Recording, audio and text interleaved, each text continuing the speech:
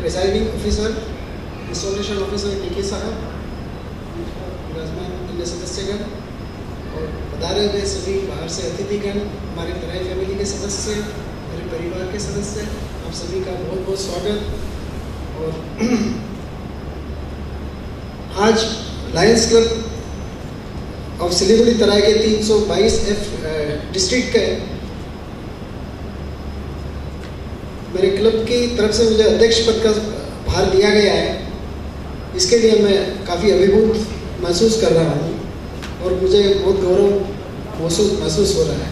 मैं कोई प्रखर वक्ता नहीं हूँ, लेकिन मैं अपनी भावनाएं चंद शब्दों में आपके सामने व्यक्त करना चाहता हूँ। लायनिज़्म जब मैंने ज्वाइन किया तो ये जहन में आया कि लायनिज़्म क्या है। मैं आपसे शेयर करना चाहता हूँ कि लायनिज़्म है क्या। लायन से आप सभी वाकिफ़ है। शेर का राजा, शेर जंगल का राजा है लायन।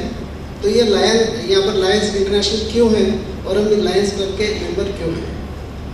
तो लायन की एक विशेषता है, एक खासियत है कि वो शिकार करता है, जंगल में शिकार करता है स्वयं के लिए।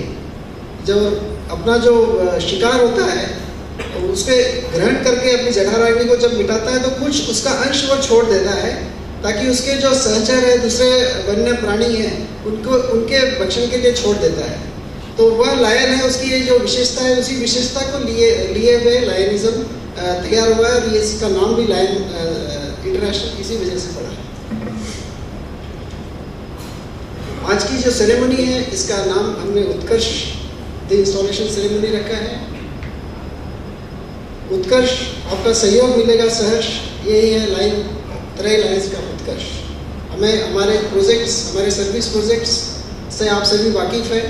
हमारे फोल्डर में सारी डिटेल दी हुई है और हमारे जो पूर्व वक्ताओं ने आपको इस बारे में संपूर्ण जानकारी दी है।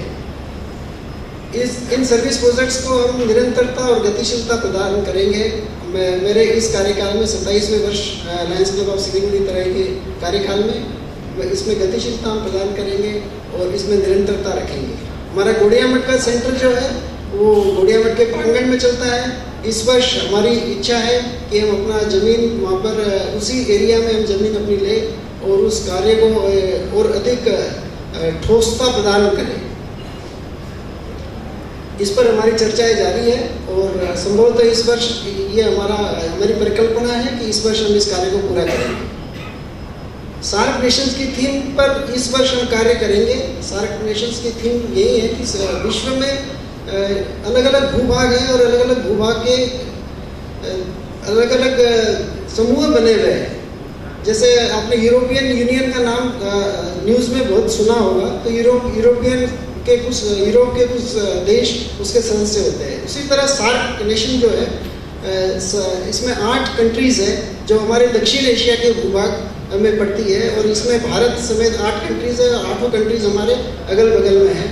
ये 8 देश है, पड़ोसी देश नेपाल, भूटान, बांग्लादेश, श्रीलंका, मालदीव, पाकिस्तान एवं अफगानिस्तान।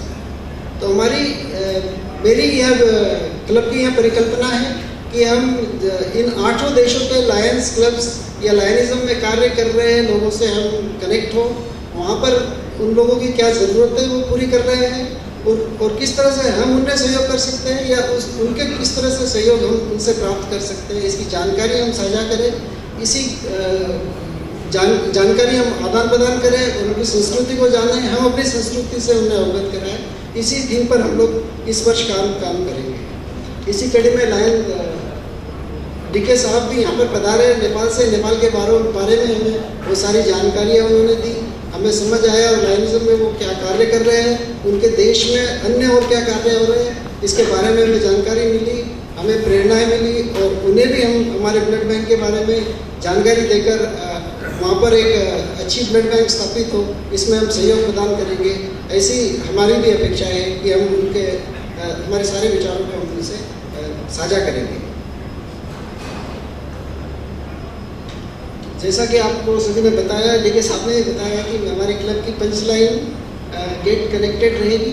गेट कनेक्टेड हमारे सभी जो शुभाकांक्षी हैं आप सभी से हम कनेक्टेड होंगे, बेहतर रूप से होंगे।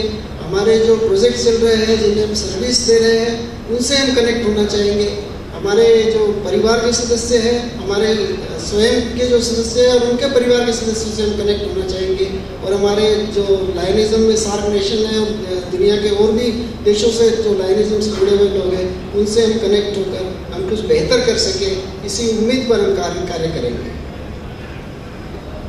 वर्ल्ड वाइड अभी 99 वर्ष लायनिज़म में पूर्ण हो चुके हैं, सेंटेनियल वर्ष चल रहा है और अंतर्राष्ट्रीय स्तर पर भी कुछ प्रोजेक्ट्स लिए जाएंगे, उस पर भी हम यथासंभव कार्य करेंगे। यही हमारी इस वर्ष की रूपरेखा होगी हमारे कार्य करने की।